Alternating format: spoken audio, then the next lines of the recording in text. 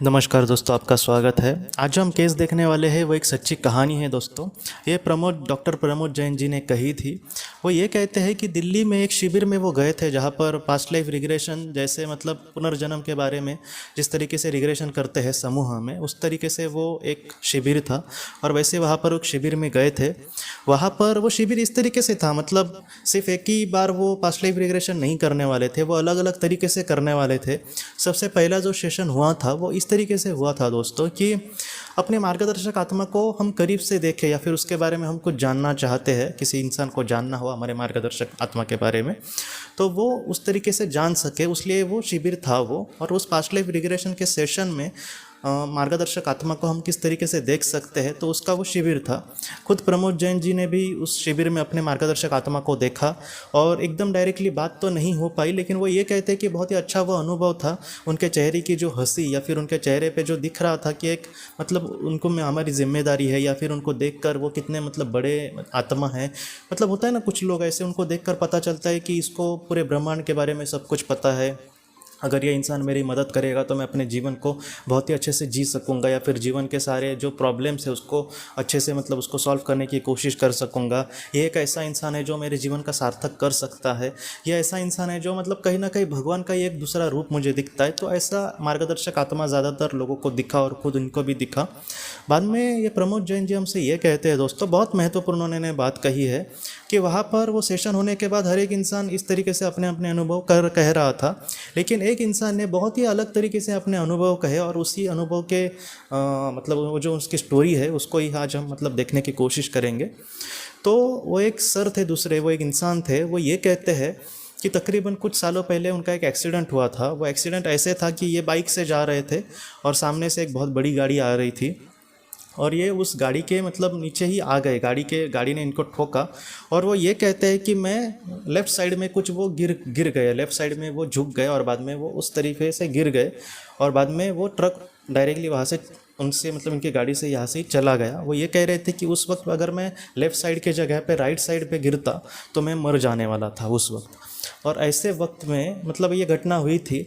लेकिन दोस्तों जब इनका भी पास्ट लाइफ रिग्रेशन इनके साथ हो रहा था, जैसे समूह में वो मार्गदर्शक आत्मा को देखने का, तब वो सर ये कहते हैं कि उन्होंने ये देखा कि उनके मार्गदर्शक आत्मा ने उस वक्त उनको धकेला था लेफ़्ट साइड में। अगर वो राइट साइड में जा रहे थे, मतलब जिस तरीके से वो गिरे थे वो राइट साइड में ही गिरने वाले थे, लेकिन उस वक्त उनके मार्गदर्शक आत्मा ने उनको धकेला लेफ़्ट साइड में, क्योंकि उनको बचाना था उसको। और ये बात उनको बाद में पता चली। तो ये जो कहानी है दोस्तों, सच में मैंने जब पढ़ी तो मुझे एकदम अलग लगा। आप सोचिए दोस्तों, खुद विस्पया रतु ने भी कहा है कि बहुत बार हमें हमारे मार्गदर्शक आत्माएं, हमारे सर्वशक्तिमान ईश्वर, ये बहुत बार हमें बचाने की कोशिश करते हैं। आपने भी दोस्तों अपने जीवन में ऐसे कुछ छोटी मोटी घटनाएं देखी होंगी जहाँ पर बहुत ज़्यादा मतलब आपको क्षति पहुँच सकती थी, और ऐसे वक्त में आप एकदम अचानक से बच गए। ऐसे गाड़ी से वगैरह जो जाते हैं उनको ऐसे अनुभव बहुत बार देखे होंगे उन्होंने। मुझे एक दूसरा उदाहरण भी याद है, मुझे लगता है डॉक्टर माइकल न्यूटन जी की किताब का है। मैंने ये बोलते बोलते आपको बोला भी था एक दो बार। उन्होंने ये कहा था कि एक लड़के का जब वो पास्ट लाइफ रिग्रेशन कर रहे थे, तब उन्होंने ये कहा कि उस लड़के का मार्गदर्शक जो आत्मा थी वो हमेशा उसके साथ ही होती है। हमेशा हमारी जो मार्गदर्शक आत्मा जो होती है वो हमेशा हमारे साथ होती है। तो उन्होंने ये कहा कि जब वो छोटे थे और जब वो पहला ही उनका जो स्कूल का दिन था, तब वो बहुत डर गए थे। पहले दिन में सब लड़के डरते ही है, सभी बच्चे। तो ऐसे वक्त में वो ये कह रहे थे कि वो क्लास में कैसे तो बैठे थे, लेकिन बाद में उनको पेशाब को हुआ और वो बाद में मतलब शिक्षक को उन्होंने कहा कि मैं जाना चाहता हूँ। और जब वो बाथरूम के लिए निकल पड़े, उनके साथ मतलब पहले दिन तो कोई ना कोई उनके साथ होता ही है बच्चों के साथ, लेकिन उस वक्त कुछ ऐसे हालत थे कि वहाँ पर कोई भी नहीं। ये क्लासरूम से बाहर निकले तो इनको समझ नहीं आ रहा था, छोटे बच्चे थे वो, कि मैं कहाँ पर जाऊँ। और बाद में उस इंसान ने ये कहा था कि उस वक्त मेरे उस जीवन में उस वक्त ऐसे हुआ था कि मुझे मार्गदर्शक आत्मा ने मुझे रास्ता दिखाया था कि वहाँ पर बाथरूम कहाँ पर है, और वहाँ पर उसने उसको छोड़ा था। तो आप सोचिए दोस्तों कि एक मार्गदर्शक आत्मा जो कि जिस तरीके से हमें मदद करता है, हमें नहीं पता चलती बात। मतलब क्या है कि जब ये छोटे थे तब डायरेक्ट उनके मार्गदर्शक आत्मा ने उनको लेकर गए, ऐसा नहीं होता।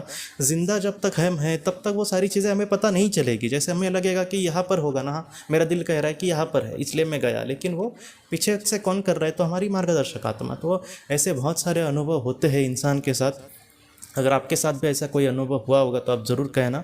लेकिन ऐसे जो अनुभव है दोस्तों, मुझे लगता है कि सबसे बड़ी सीख जो देते हैं कि कहीं ना कहीं जो मार्गदर्शक आत्मा है, हम वो लोग बहुत बार रोते रहते हैं हमारे जीवन से, मतलब जिन्होंने किसी अपने को खोया है उनका बहुत ही बड़ा दर्द है। लेकिन कुछ ऐसे भी लोग होते हैं, उनके जीवन के छोटी छोटी चीज़ों के लिए हम मतलब भगवान को दोष देते रहते हैं। मैं आपको सच कहता हूँ कि ये जो ज़िंदगी है उसका कुछ ना कुछ मकसद ज़रूर होगा। हाँ, आज हमें पता नहीं इसलिए हम कह रहे हैं कि मतलब बुरा ही है, लेकिन इसका कुछ ना कुछ मकसद होगा। जो मेरे सामने परिस्थितियाँ हैं, आज हो सकता है कि आज वो बहुत ही बुरी है, लेकिन ये भी ज़रूर बदलेगी और एक अच्छे दिन मेरे सामने मतलब ज़रूर आएंगे। एक अच्छी ज़िंदगी मैं जी सकूँगा, एक ऐसी ज़िंदगी जो मतलब जहाँ पर मैं ही खुश नहीं बल्कि मैं दुखी लोगों के लिए भी कुछ और भी करने की कोशिश करूँ, ऐसी भी ज़िंदगी मेरे सामने आ सकती है। तो हिम्मत नहीं हारनी चाहिए दोस्तों।